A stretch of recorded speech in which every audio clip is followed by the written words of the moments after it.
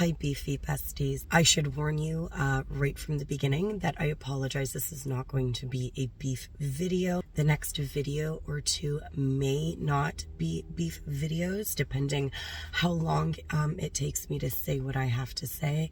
However, I promise that I will always continue to make beef content. There is a reason that I am going to make this post here and share it with all of you. The situation I have been dealing with for many years has now, unfortunately, come to the beef world. Beef content is now being taken and used. Some of my personal details, like my full name, is being shared online. I'm not even sure where to begin. God, so I guess trigger warning. This may be a crazy story.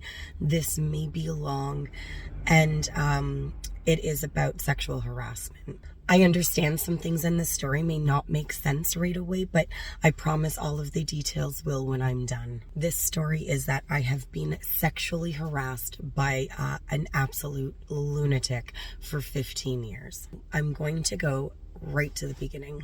Personal information about me. I've been a long-time retro game collector and retro collectible collector. I don't take it very seriously.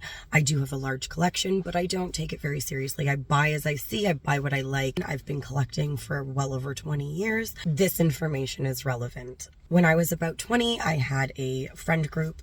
And of course, in every friend group, there's friends of that friend group.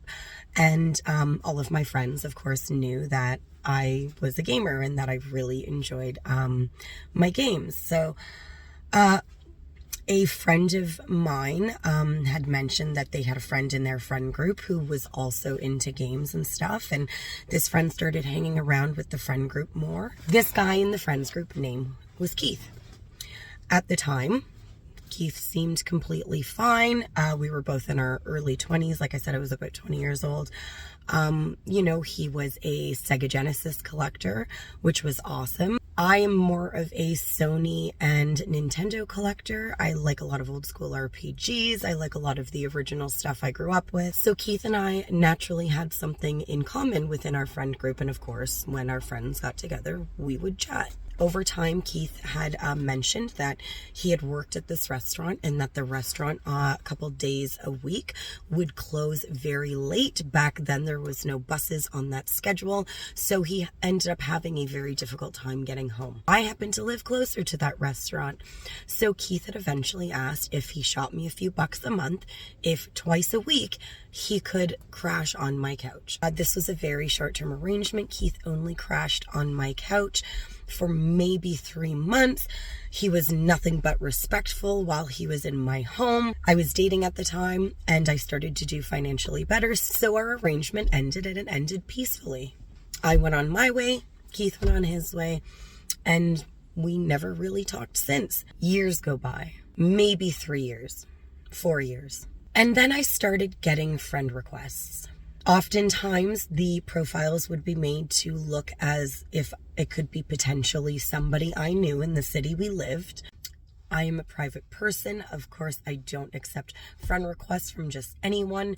So I would just shoot a message and saying, hey, do I know you? Have we met? And they would message back. I would get explicit messages.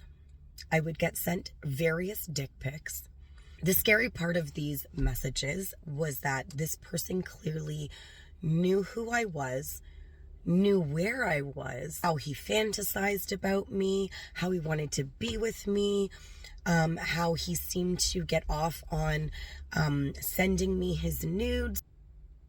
And that became kind of unnerving. Some of the messages started to make me think that I potentially had a stalker. These weren't messages that continued on for about 6 months. These were messages that have now continued on for in and around 14, 15 years. As the messages continued over the years, and as the messages progressed over the years, there was a consistent feeling through the messages that this person knew who I was, that this person was clearly obsessed with me and got enjoyment off sending me explicit photos of himself.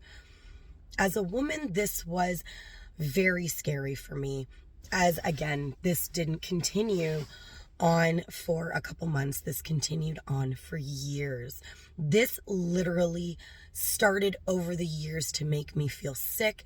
This started over the years to make me feel afraid.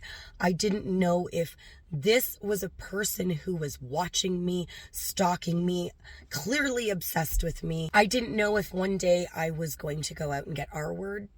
I didn't know if I was going to get attacked. I didn't know if there was some guy sitting in a bus stop somewhere, taking photos of me, following me. I had no fucking idea. Yes, I went to the police several times. I would show them the messages.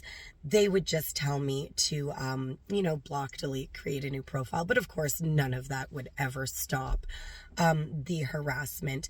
And at the end of the day, why did I have to live in fear and not enjoy the things I enjoy? Because there's a fucking lunatic. At what point did my safety or my fear for my safety ever become present? The problem was that until this person was saying, I am following you, nobody gave a shit. So this continued for years and years and years. Sometimes it would happen every couple of weeks. Sometimes it would happen every couple of months. Sometimes I wouldn't hear anything for a year. A year would go by and I would think maybe this guy has finally stopped harassing me. And because it was messages and pictures over the internet, it was always just an assumption that, well, it's the internet. I should also point out that I was married throughout this entire time with children. I was married for 14 years. That didn't stop this person. There was a point where the messages started in full force again. I should mention that there was new pictures every single time. Each picture this person ever sent me was a new picture. So there was a point where I had started saving messages. I had started saving pictures. I really wanted there to be a paper trail just in case. So I had saved several years of the messages and the pictures to start creating a paper trail of what was happening, just in case. Somebody that was dangerously obsessed, somebody that was stalking me. I just wanted to make sure that there was something. Of course, the messages never stopped.